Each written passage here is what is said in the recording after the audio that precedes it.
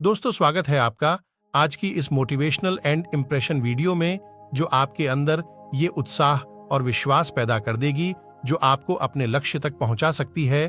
कहते हैं कि मुश्किलें लाख आएंगी रास्ता भटकाने के लिए, पर फैसला एक ही काफी है मंजिल को पाने के लिए।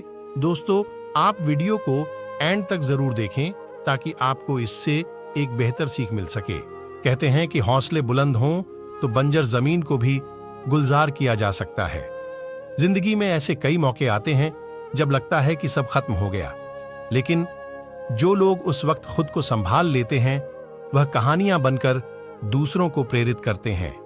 ऐसी ही कहानी है महाराष्ट्र के विदर्भ में पैदा हुई कल्पना सरोज की। एक वक्त ऐसा भी था जब कल्पना अपनी जिंदगी को खत्म करना चाहती थी, लेकिन उस एक पल ने ही उनकी जिंदगी को बदल दिया।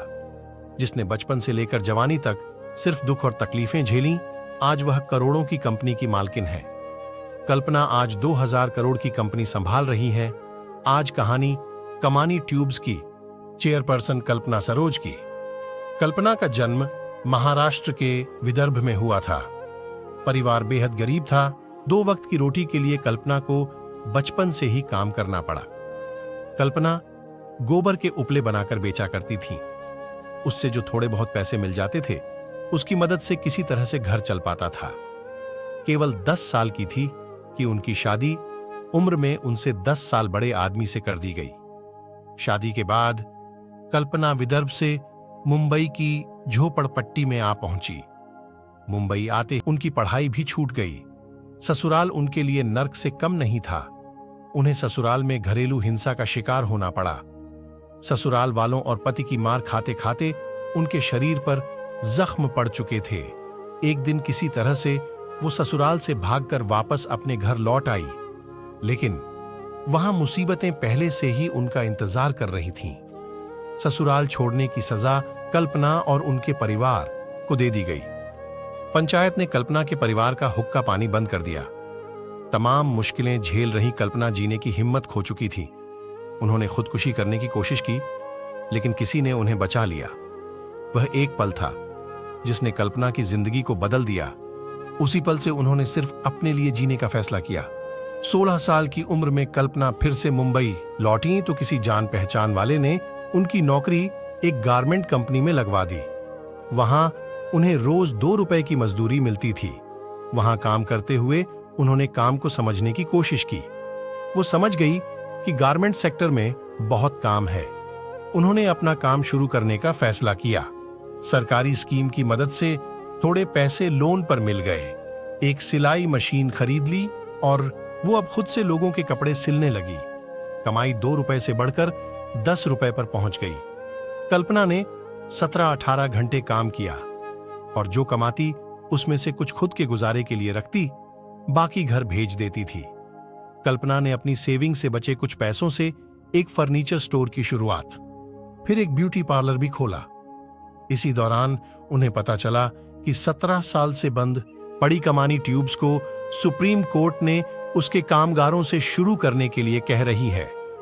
कल्पना ने उन कामगारों के साथ मिलकर कंपनी को फिर से शुरू किया। हालांकि कई चुनौतियां सामने आईं, लेकिन उन्होंने हार नहीं मानी। आज कमानी ट्यूब्स करोड़ों का टर्नओवर कर रही है। कल्पना को न तो कंपनी चलाने का अनुभव था, न मैनेजमेंट संभालने का। अगर कुछ था तो सीखने की ललक। इसी ललक ने उन्हें कहीं रुकने नहीं दिया। एक कंपनी सफल हुई तो दूसरी कंपनी के बारे में सोचने लगी। कमानी ट्यूब्स का काम चल निकला तो दूसरी कंपनी को खड़ा करने पर काम होने लगा।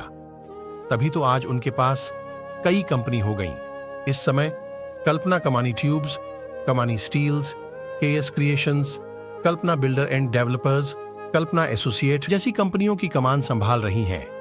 इन कंपनियों का रोज का टर्न ओवर करोड़ों का है। समाज सेवा और उद्यमिता के लिए कल्पना को पद्मश्री और राजीव गांधी रत्न के अलावा देश विदेश में दर्जनों पुरस्कार मिल चुके हैं।